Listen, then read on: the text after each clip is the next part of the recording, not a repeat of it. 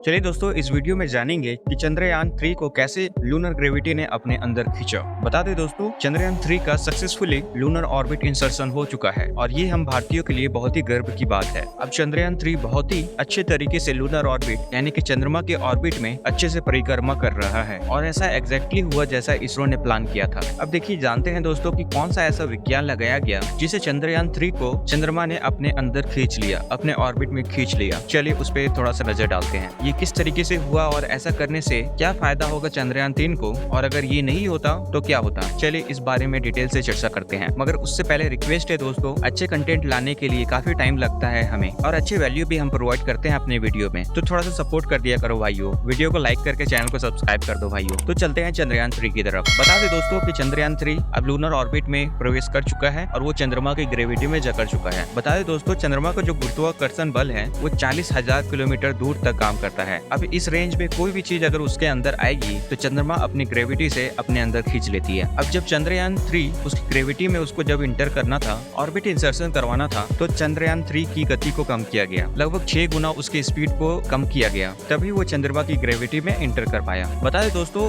ये बहुत ही बड़ा चैलेंज था इसरो के सामने भी और चंद्रयान 3 के लिए भी। अब देखिए, इसरो ने जितने भी अपने रॉकेट टेस्टिंग की होगी वो अपनी इन्वायरमेंट में की होगी, अपने धरती में की होगी। लगभग जितनी भी टेस्टिंग होती है वो धरती के ऊपर ही होती है और ऐसा इसलिए किया जाता है क्योंकि वो लगातार तो रॉकेट फायर नहीं कर सकते हैं, इसमें काफी ज्यादा बजट भी लगता है, टाइम भी लगता है। अब ये बार बार तो नहीं कर सकते हैं ना कि मून के पास कैसे ग्रेविटी होगी, स्पेस में कैसे ग्रेविटी होगी, तो बार बार तो लॉन्च कर नहीं सकते। तो स्पेस के बारे में उनके पास काफी लिमिटेड नॉलेज होता है, लेकिन जो पुराने जितने भी लॉन्चिंग हुई है उनका डेटा और फिजिक्स की समझ से 101% इस कॉम्प्लेक्स प्रॉब्लम को सॉल्व कर दिया जाता है। अब प्रॉपर यहाँ के साइंटिस्ट लोग एजम्पशन करते हैं कि इस स्पीड पे जाने पे, इस डायरेक्शन पे जाने पे ये होगा। तो जानते हैं कि इसके लिए सबसे इम्पोर्टेंट क्या होता है। धरती के गुरुत्वाकर्षण के हिसाब से तो हमने रॉकेट बना लिया, ठीक है। अब दूसरे स्पेस में जब जाता है कोई भी स्पेस क्राफ्ट, तो उसके हिसाब से साइंटिस्ट को बहुत ही कैलकुलेशन करना पड़ता है कि किस गति से चंद्रयान 3 वहाँ पे पहुंचे कि उसके ग्रेविटेशनल फील्ड के अंदर सही से इंसर्ट हो जाए। अगर उसकी गति तेज होगी, अगर गति स्पीड हुई, तो वो ग्रेविटेशनल फील्ड को छोड़ करके इनफाइनाइट स्पेस में भी जा सकता है, और स्लो हुई तो हो सके धीरे धीरे चंद्रमा की ओर चला जाए और धीरे धीरे क्रैश भी हो सकता है उस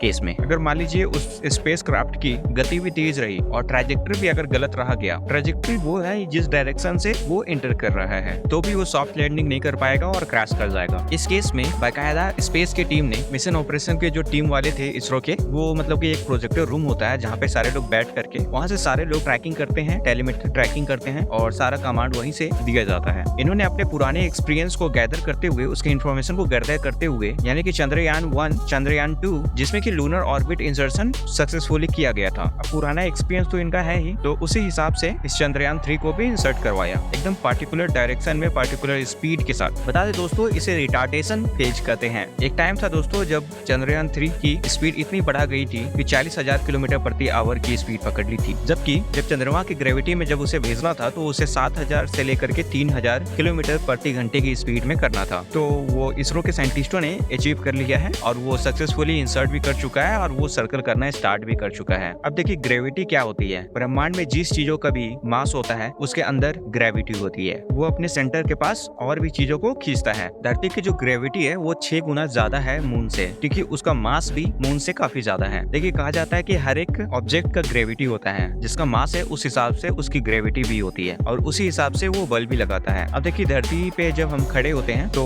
धरती जो है हमें एक ग्रेविटेशनल पुल देती है। अब जब जाकर के हम अगर चंद्रमा पे खड़े हो जाएं, जिसका मास कम है धरती से, तो जाहिर सी बात है वो कम पावर से हमें खींच पाता है, जिस वजह से आप साइंटिस्टों को देखे होंगे कि वो जंप कर करके भी चल सकते हैं। इनफैक्ट उनका उस हिसाब से ही चलना होता है। जैसे एग्जांपल में ले ले, अगर कोई व्यक्ति पृथ्वी पे 100 किलो का है तो उसका वजन लगभग 20 किलो के लगभग में हो जाएगा चंद्रमा पे, या फिर उससे भी कम हो जाएगा, लगभग 6 गुना कम हो जाएगा। तो उस हिसाब से उसकी ग्रेविटी को समझना, उसके ग्रेविटेशनल पुल को समझना और इस सब को मद्देनजर रखते हुए एक स्पेस क्राफ्ट को उसकी ग्रेविटी में इंसर्ट करवाना बहुत ही पेचीदा काम होता है, जो कि इसरो के साइंटिस्टों ने पिछले दिनों सक्सेसफुली कर लिया। अब चंद्रयान 3 एक एक करके 4 चक्कर काटेगा और लगभग चौथे चक्कर में ये 100 बाय 100 के दायरे में आ जाएगा, चंद्रमा के सरफेस से 100 किलोमीटर ऊपर। फिर उसके बाद चंद्रयान 3 के प्रोपल्सन मॉड्यूल से लैंडर जो है वो डी अटैच हो जाएगा, वो अलग हो जाएगा और उसके बाद जो है फिर लगभग 18 से 20 अगस्त के बीच में उसे डी ऑर्बिट करने की कोशिश की जाएगी। उसे डी बूस्ट करते हुए डी ऑर्बिट भी किया जाएगा। और ये होता क्या है, चलिए उसके बारे में समझते हैं। डी ऑर्बिट क्या होता है कि जो ऑर्बिट में वो ट्रैवल कर रहा था उसे उस ऑर्बिट से निकाल डालना। और डी बूस्ट क्या होता है कि उसकी स्पीड को धीरे धीरे कम करते जाना ताकि वो कम स्पीड से मून के सरफेस पे जाए। अब देखिए ग्रेविटी क्या है, हर एक चीजों को अपने तरफ खींचती है। चंद्रयान 3 को भी खींचेगा,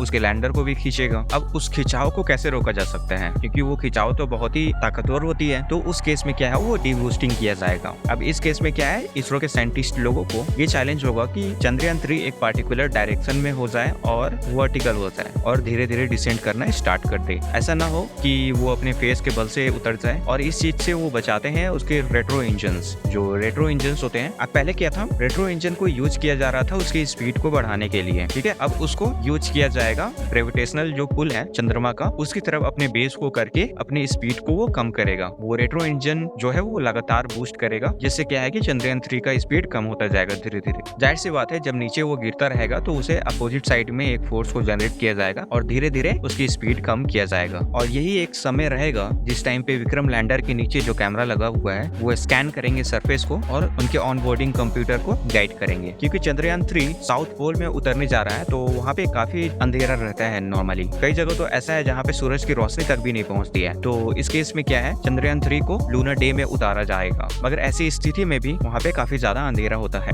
और जो ऑन बोर्ड कैमरा लगा हुआ है इसी टाइम पे यूज होगा कि यहाँ पे ऊपर खावर एरिया है, यहाँ पे गड्ढे हैं, तो यहाँ पे चट्टान है। तो इसी चीज से वो कैमरा चंद्रयान 3 को बचाएगा और एक सॉफ्ट लैंडिंग करने में मदद करेगा। दोस्तों आशा करते हैं कि इस वीडियो से आपको कुछ नया सीखने को मिला होगा। और ये वीडियो अगर इंटरेस्टिंग लगी तो अपने तक सीमित न रखें, अपने दोस्तों में भी इसे शेयर करें। जल्दी मिलते हैं आपसे एक नए वीडियो में, तब तक के लिए इस वीडियो के लास्ट तक बने रहने के लिए दिल से धन्यवाद। जय हिंद।